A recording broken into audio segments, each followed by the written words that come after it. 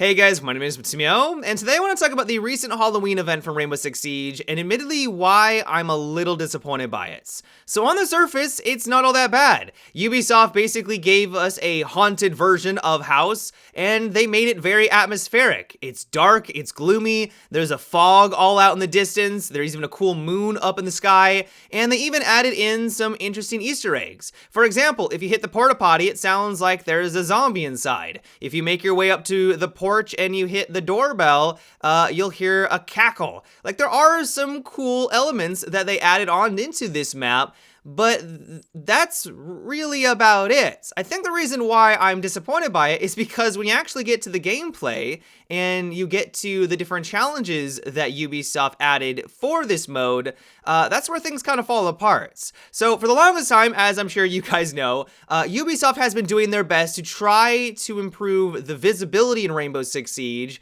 and make it so you can actually see people on the outside of a building when you're playing as a defender. And so it just seems like they took all of that and just threw it out the window by adding in this thick fog and making everything really, really dark. Now, I realize some people are probably going to say, okay, you're being a little critical for a fun new game mode that they added on in. This is supposed to be casual. It's not meant to be ultra competitive.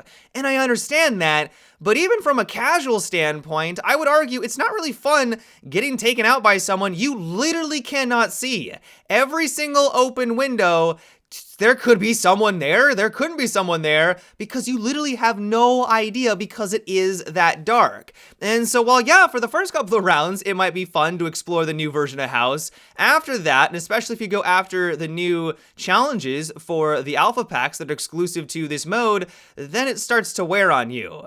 Then we do have the new challenges for these alpha packs. So if you guys aren't aware, Ubisoft added in some new cosmetic items, which I know a lot of people are excited about. And one way that you're able to unlock them is with this new challenge to basically get a bunch of kills on the new Madhouse map. And so the first one requires 30 and then 60 kills. Like, you really do need to play a lot of that. And while once again, on the surface, this doesn't really seem all that bad, take out the enemy and you're good to go.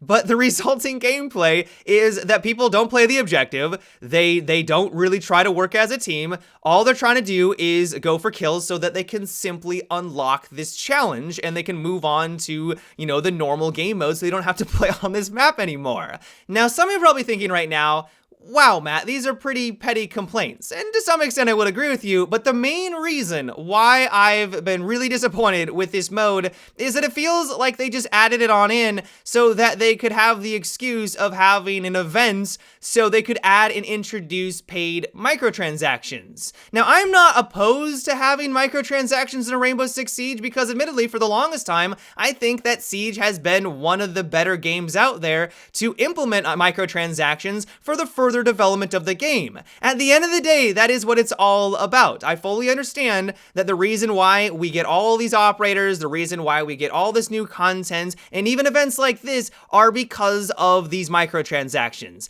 But I think the reason why this event, and it's kind of been accumulation of this over the last couple of months, is the way that they implement these paid microtransactions. If you guys remember a year ago, Ubisoft also added in some really cool Halloween skins. Buck, Mira, Hibana, and I think Ash were the ones that got some really cool cosmetic items. The thing back then, though, is that you could just outright buy the skin that you wanted to. For example, I purchased Hibana and the Ash Ghoul skin. I thought they looked really cool. On top of that, if memory serves, don't quote me, but I think you could also purchase them with renown. It was a lot of renown, but you had that possibility. Jump to a year later to today, and things have changed quite dramatically. Ubisoft has this trend now where instead of just allowing us to purchase the items that we desire with our real world money and the one that we want specifically, no, we have to run the gambit and hope that we get lucky with the alpha pack system and get the item that we desire. Now, thankfully, there aren't any duplicates, which I guess is one nice aspect of it, but if you're someone who wants to buy, let's say, a specific weapon skin, like there are some really cool cosmetic items here, you might think to yourself, okay, that's gonna be worth, I don't know, $5 for me, or that would be $10. I really like it. It might take you $10, or it could jump up to 15. You might get really unlucky because it's really just a flip of the coin which one that you're going to be getting, and you might have to jump up to $20 or $30 or all the way up to $50 for the complete set. If you wanted to have that one specific item or even a couple of items, if you get really unlucky and you get them at the tail end of all these new alpha packs, you're gonna have to fork over around $50, basically a brand new video game for them specifically.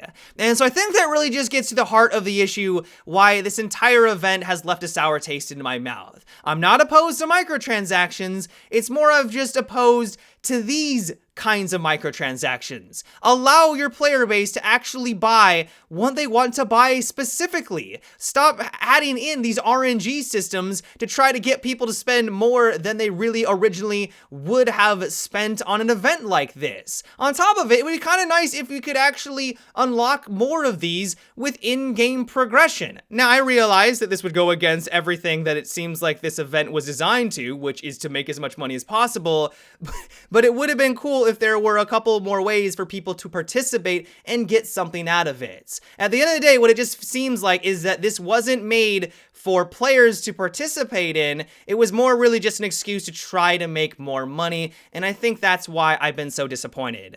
But yeah, guys, that is about it for today's video. I hope you enjoyed. I realized that this was a bit more ranty and negative than I normally like to be. I usually like to be quite positive when I'm talking about this game, but I would just hope that Ubisoft would start to move away from these paid RNG loot boxes to something that would benefit the consumer more, and that just doesn't seem the direction that they're taking with Siege, and so I just kind of wanted to talk about it. Let me know what you thought about what we discussed in today's video. Do you agree with me? Do you actually like this new event? Do you think I'm being way too critical? Let me know down below in the comments. But yeah, guys, until tomorrow, have a good one, and take it easy.